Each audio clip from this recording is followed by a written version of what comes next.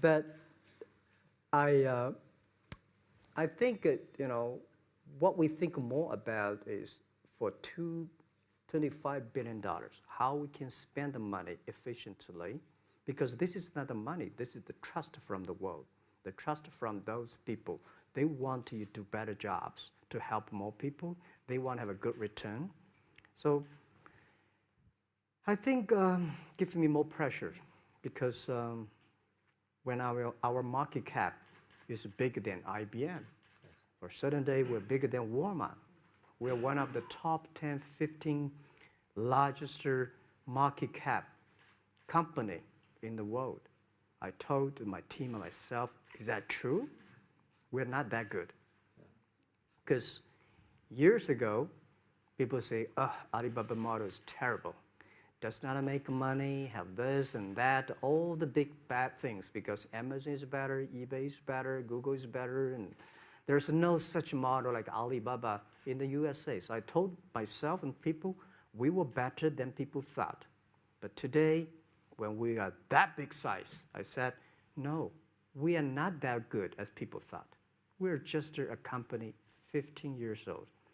Average age is 27, 28 years old, young people. We're doing something that human beings have never tried. So I want to talk about the future. Let me take you back to when you were born in Hangzhou, where the headquarters still are. Yep.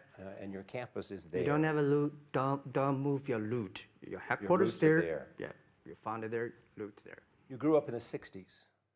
64. Born in 64.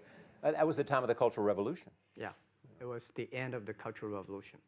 It was, well, my grandfather was a tiny landlord, was considered, after liberation, was considered to be a bad guy. So I was, I know how tough it was when I was a kid. You tried to get into 3 colleges. Mm-hmm. Each time they rejected you. No, I tried. There's examination that young people, if you want to go to university, you have to take the examinations. So I failed 3 times. Right. But a lot of fail. I failed for funny things that I failed a key primary school test for 2 times. And I failed 3 times for the middle schools. And you will never believe in Hangzhou, my city, there's only 1 middle school that lasts only 1 year.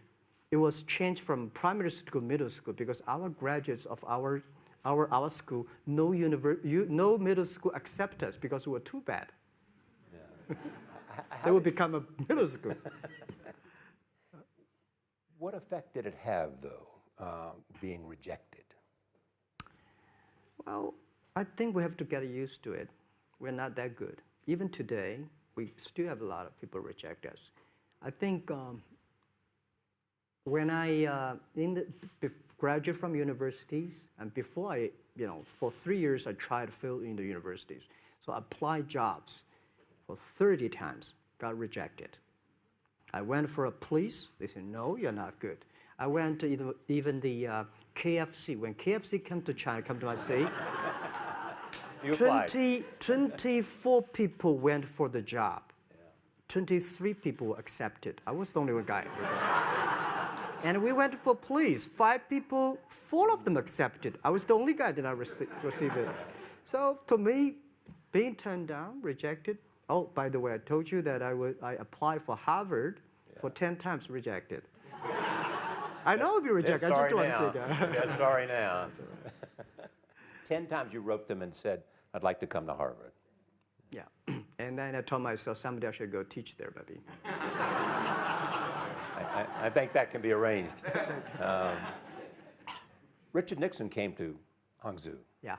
And after that, tourists flooded the place. Yeah. And that's how you learned English. Yeah. I really like I don't know why, at 12, 13 years old, at that time I suddenly fell in love into the language, the English. And there's no place you can learn English at that time. There's no books, English books. So I went to the Hangzhou Hotel, now called Hangzhou Shangri-La Hotel, because that was the hotel can receive the foreign visitors. So every morning for 9 years, I showed them around as a free guide, and they taught me English. And I think that changed me. Today, I'm 100% made in China. I've never got a one-day train outside China. Yeah. And when people talk to me, say, Jack, how can you speak English like that? Why sometimes you talk like an Western guys? I think that was the 9 years. These Western tourists opened my mind because everything they told me are so different from the things I learned from the schools and from my parents. So now I have a habit. Whatever I see, whatever I read, I use my mind. Think about for 2 minutes. Is that how Ma Jun became Jack Ma? Actually, Jack, the name was given by a lady in tennis. She's a tourist. She came here and she said, came to Hangzhou. We become a pen friends. Ma Ring is so difficult to pronounce. So she said, do you have an English name? I said, don't. So can you give me an English name? She said, okay. She said, my father called it Jack. My husband called Jack. What do you think about Jack? I said, good. So I've been using that for that many years. Yeah. First visit to America, 1995? 1995, yeah. I come here for a project helping the local government to building up a highway. And you tried the internet? I tried the internet in Seattle. And in a building called the USA Bank. I don't know whether the USA Bank is still there or not, but it's a building. And my friend opened a small office, which is like only 10% bigger than this room. And there are a lot of computers in there. And he said, Jack, this is internet. I asked, what is internet? He said, search whatever you want. At that time, they used Mosaic, very slow, right? Yeah. And I said, I don't use it. I don't want to type because computer is so expensive in China. If I destroy it, yes, I cannot pay. He said, just to search it. So I searched the first word, beer. I don't know why, because it's easy to spell, baby. And I see beers from Germany, beers from USA, beers from Japan, but there's no beer from China. And I say, okay, type the second word is China. No data. Nothing. And I said, 1995, no data about China. So I talked to my friend, why not make something about China?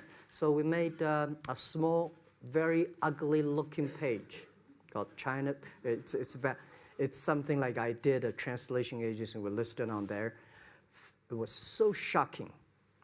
We launched at 9:40 in the morning. 12:30, I got a phone call from my friend. He said, Jack, you got 5 emails. I said, what is email?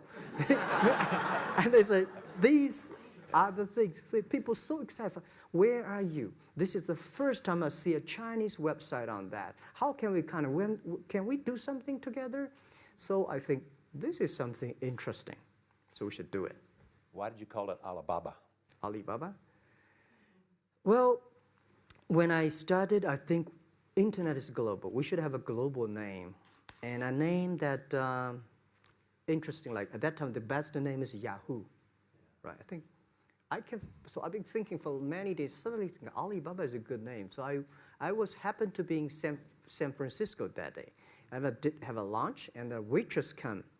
I asked her, do you know about Alibaba? She said, yes. I said, what is Alibaba? She said, Open Sesame. Good. So I went on the street, asked about 10, 20 people. They all know about Alibaba, 40 Thieves, and Open Sesame. And I think this is a good name. And start with A. Whatever you talk about, Alibaba is always top. You have said before that in creating Alibaba, you had to create trust. Yeah. Because people in China were used to face-to-face. Yeah. How did you create trust?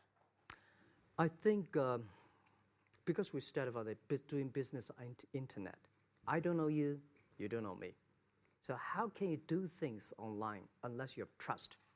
So for e-commerce, the most important thing was trust. I think when I first went to USA for raising money talk to the venture capitalists. A lot of people say, oh, Jack, no. China doing business by the guanxi. How can you do business on internet?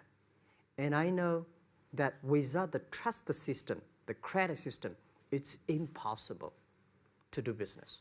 So in the past 14 years, everything we do is trying to build up the trust system, the record system. Well, Charlie, I'm so proud today when I talk to the young. Today in China and in the world, people don't trust each other. The government and people and media and everybody think, this guy's cheating. But because of e-commerce, we finish 60 million transactions every day. People don't know each other. I don't know you, I send products to you. You don't know me, you wire the money to me. And I don't know you, I give a person a package, I don't know him. He took something to cross the ocean, cross the river, and send. This is the trust. We have at least 60 million trust happening every day. But you created it by creating an escrow account in the beginning. Yep. And so you keep the money until they got the product. Yeah. And then you release the money. That's true. I mean, the escrow service is about Alipay. When I had this idea, I would love Davos, because it was a big decision. Because for first 3 years, Alibaba is just like e-marketplaces for information. What you have, what I have, we talk a lot of time, but don't do any business. Because there is no payment. I talked to the banks. No banks want to do it. Banks say, no, this thing never work. So I don't know what to do. Because if I start to launch a payment system, it's against the financial legal laws. Because you have to have a license. But if I don't do it, e-commerce will go nowhere. So then I went to Davos. I listened to a leadership discussion. Leadership is about